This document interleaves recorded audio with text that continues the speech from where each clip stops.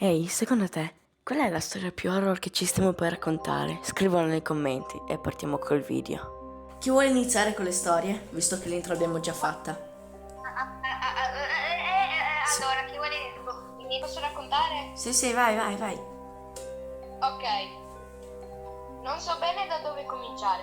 Forse dalla notte in cui tutto è iniziato. Eravamo in elicottero, diritti verso le montagne Arklay, appena fuori Raccoon City. Con me c'erano Alex, che non mollava mai la videocamera, nemmeno sotto la pioggia. Vale, la testa più lucida del gruppo. E Samu. Beh, Samu è quello che ogni volta dice stavolta resta a casa, ma poi finisce sempre con noi. Il pilota ci stava portando vicino al punto in cui erano scomparsi alcuni esploratori, quando qualcosa colpì l'elicottero. Cani, ma non normali, pelle strappata, occhi rossi, denti troppo grandi. Uno saltò quasi dentro. Il pilota urlò. Il mezzo perse quota e finimmo a terra, in piena foresta. Samu, tremando, ragazzi, Vale, non iniziare, muoviti. Gli ululati si avvicinavano. Corremmo senza guardare indietro, finché una villa enorme non apparve tra gli alberi. La porta si chiuse alle nostre spalle e il silenzio dentro fu quasi peggiore del versi là fuori. Nella sala da pranzo, la scena che non dimenticherò mai, un uomo piegato su un corpo che mastica carne come fosse niente. Quando si girò verso di noi, metà volto era staccato. Estrassi la pistola e lo fermai con 2 colpi. Alex, invece di scappare, filmava. Oh mio Dio, è reale! La villa era un labirinto. Stanze segrete, puzzle assurdi e mostri, zombie, corvi aggressivi, cani mutati, persino un serpente gigantesco. Alla fine scoprimmo che la verità. Sotto la villa c'era un laboratorio Umbrella, Virus T, esperimenti armi biologiche. Lì affrontammo il Tyrant, un mostro che sembrava uscito da un incubo, e scappammo poco prima che l'esplosione cancellasse la villa dalla mappa. Pensavo fosse finito. Avevo torto. 2 mesi dopo, Raccoon City era un cimitero a cielo aperto, strade vuote, auto bruciate, ovunque corpi. E quelli che camminavano ancora non erano vivi. William Birkin, mutato dal virus G, ci inseguì fino alla fine. Lo abbattiamo insieme e scappammo dalla città. Neanche il tempo di respirare, il virus si stava diffondendo. Poi arrivò Nemesis. Era più grande di un uomo, più veloce e capace di usare armi pesanti. Ogni volta che lo buttavamo giù, tornava più forte. Lo eliminammo per sempre solo pochi minuti prima che il bombardamento radere Raccoon City al suolo. Anni dopo ci mandarono in Spagna per salvare una ragazza, rapita da un culto che usava un parassita chiamato Las Plagas. Villaggi ostili, un castello infestato e cultisti malati. Ci portarono a scontrarci con Sadler e i suoi seguaci uscimmo vivi. Ma sapevo che Umbrella non era finita. In Africa aprono Ma basta ridere! laboratori nascosti, esperimenti e bioarmi sconosciute. Lo scontro finale in un vulcano.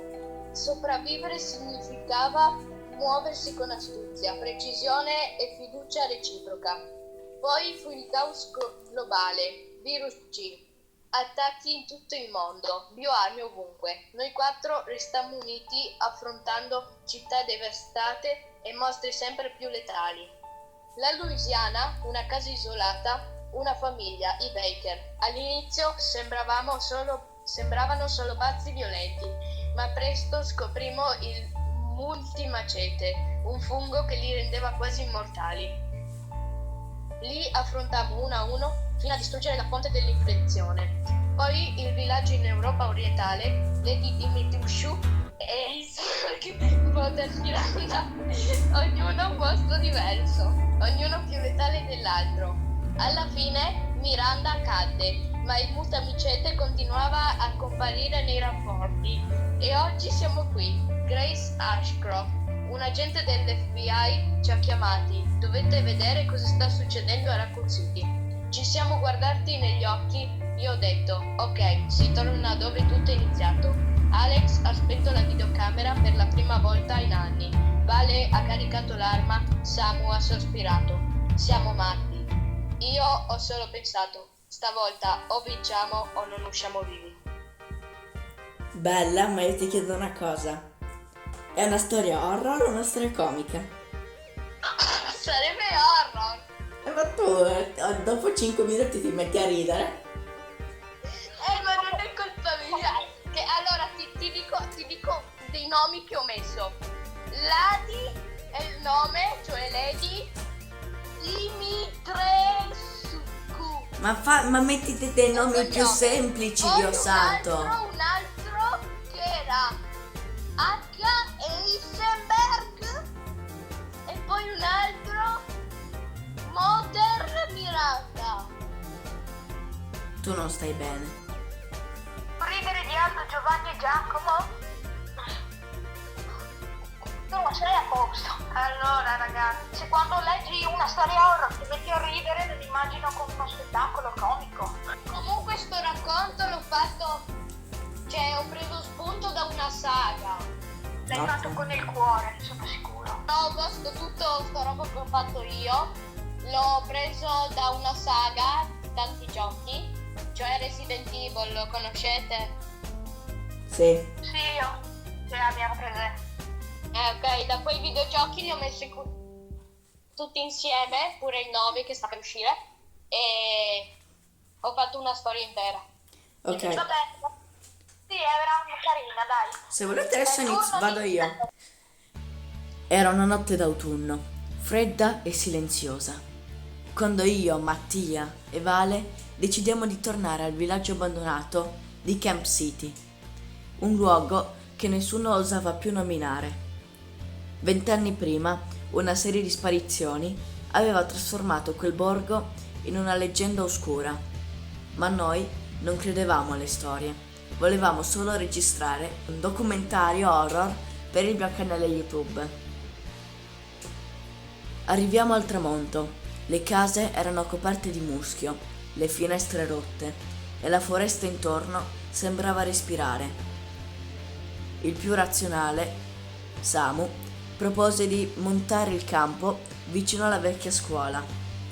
Mattia, sempre in cerca di adrenalina, voleva esplorare subito la zona. Vale, la più silenziosa, si limitava a filmare tutto. Io invece, che ero il tecnico del gruppo, mi occupavo del suono, delle luci e di tenere d'occhio le frequenze. Ero anche il più scettico. Le leggende sono solo rumore e io so come filtrarlo. La scuola era un edificio in rovina, con i corridoi pieni di graffiti e banchi rovesciati. Sul muro dell'aula principale c'era una scritta: non ascoltare la voce, non è chi pensi. Samu rise: perfetto per il video. Ma Vale si irrigidì: chi ha scritto questo? E perché è fresco? Io accesi il registratore. C'è qualcosa, una frequenza strana, come se ci fosse un segnale nascosto. Quella notte, mentre dormivamo, Mattia sentì qualcuno chiamarlo. Mattia, vieni! Era la voce di sua madre, ma sua madre era morta da anni. Mattia uscì dalla tenda seguendo la voce della foresta.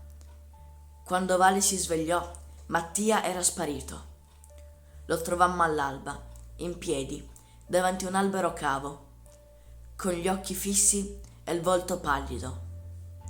Mattia, stai bene? Chiese Samu. Mattia si girò lentamente. Non sono mai stato meglio. Ma qualcosa non andava. Parlava strano. Non ricordava nulla della notte. Vale iniziò a sospettare. E se non fosse lui? Io controllai le registrazioni. La sua voce non è la stessa. Ha un eco, come se la sua voce fosse duplicata. Quella sera Samu sentì Vale piangere nel bosco. La seguì. ma quando la raggiunse, lei lo guardò con occhi neri e disse: «Non dovevi venire».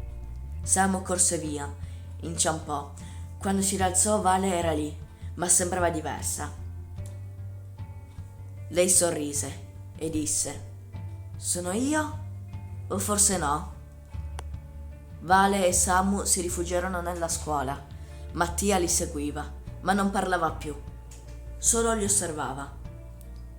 Io, rimasto nascosto nel laboratorio di scienze, trovai un vecchio diario sotto una mattonella. Era di una bambina scomparsa. Il mimico prende la voce di chi ami, ti chiama, ti inganna e ti divora. Capimmo che qualcosa nella foresta imitava le persone. Non era un fantasma, era un'entità antica, affamata di identità. Samu propose di scappare, ma Mattia bloccò la porta. «Non potete andare, non ancora». Vale lo affrontò. «Tu non sei Mattia». Lui sorrise. «Mattia è ancora qui, dentro di me». Io accesi il microfono direzionale. La voce è composta da più strati, non è umana. Per fuggire dovevamo distruggere il cuore del mimico, l'albero cavo. Samu lo incendiò mentre Vale distraeva la creatura. Io nel frattempo trasmisi in diretta le frequenze del mimico, cercando di indebolirlo. Mattia, o ciò che ne restava, urlò con voci sovrapposte. Sua madre, Samu, Vale, tutte insieme. L'albero bruciò, il mimico si contorse e svanì in un urlo che sembrava venire da ogni direzione. Vale e Samu tornarono a casa. Mattia non ce l'aveva fatta, o era quello che pensavamo. Io ero rimasto indietro, scomparso tra le frequenze. Un mese dopo, Vale ricevette un vocale. «Vale, sono io, Ale! Vieni a Camp City». Ma lei non rispose, perché sapeva che non ero io. Finita. Prossima è quella di Vale, ma prima che Vale la faccia, sappiate solo che l'ultima sarà la mia. A casa da sola, i miei genitori erano usciti. Stavo in camera mia a studiare quando ho iniziato a sentire dei passi leggeri nel corridoio. Sembravano passi scalzi, lenti, e il problema è che in casa non c'era nessuno. All'inizio ho pensato fossi vicino attraverso le pareti, ma i rumori erano troppo nitidi, troppo vicini. Ho provato a ignorarli, ma dopo qualche minuto ho sentito una voce che mi ha sussurrato il nome. Sono gelata. Era chiaro. Come se qualcuno fosse proprio dietro la porta della mia stanza. Ho fatto scattare la serratura con le mani che tremavano e subito dopo ho sentito 3 colpi contro la porta, così forti che la maniglia ha vibrato. Sono rimasta immobile, senza fiato, perché ho sentito finalmente di rientrare i miei genitori. Ho raccontato tutto, ma hanno detto che forse mi ero solo impressionata. Quella notte, mentre ero a letto, ho sentito di nuovo la voce. Stava piano dall'altra parte della porta. Non ti chiamerò sempre Valentina. Fine! Finita così? Un finale di merda, però la storia. E quindi Chimichanga è stato un altro. È come quando è morto Son di Hoon. The story is finished. Tocca alla mia, è il momento della mia storia. Che Siete?